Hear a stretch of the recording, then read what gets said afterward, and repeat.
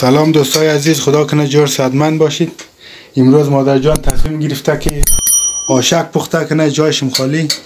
ماشاءالله تو سعی کن تو که آشک هم ده که بیخی هیچ پرسان نکن. ماشاءالله دوستای عزیز، دیگه اینیش هم پخته شده، این انداخته فعلا جوش خورده دیگه. دره و در قاب مندازن دیگه. این اینجا هم سرشی دوغ مندازد که دوغ هم دیگه اگر سیر میرم کدیش انداخته به نظریم دیگه خیلی خوشمزه ده دیگه. دوستای عزیز اینیم دیگه چیزی کم آماده شده. اینی هم باینجان و روغن و نمیفهمم دیگه چی چیزا انداخته کدیش دیگه. نام خدا ماشاءالله.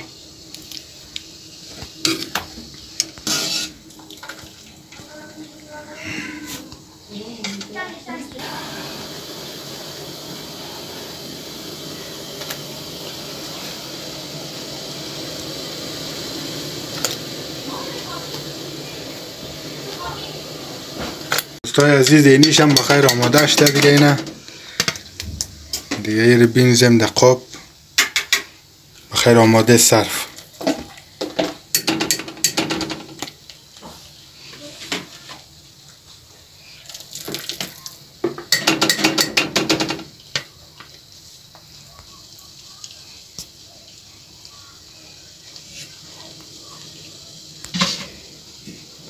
دوستای اینیم دیگه بیش آماده شد دیگه. چیزکه آماده شده دیگه. بلیش ماست بندازیم.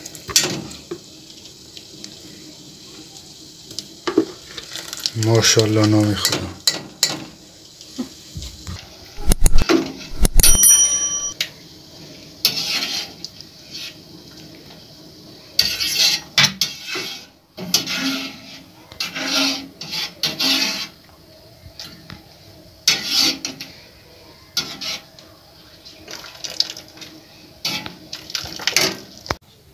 آشک وطنی.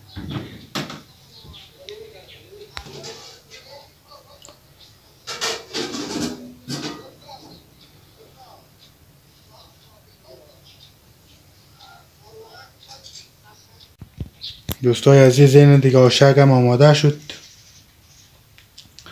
ماشاءالله دست مادر جان یا یکی کمک کردن که چی دست درد نکنه، زنده باشن. خیلی زحمت داره، خیلی زحمت کشیدن.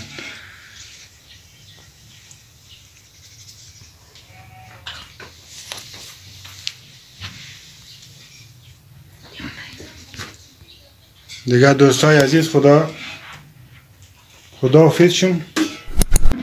خدا که از امروز نه برنامه مخوشم هم دا باشه دیگه. دوستای عزیز چینل ما رو لایک کنید، سابسکرایب کنید.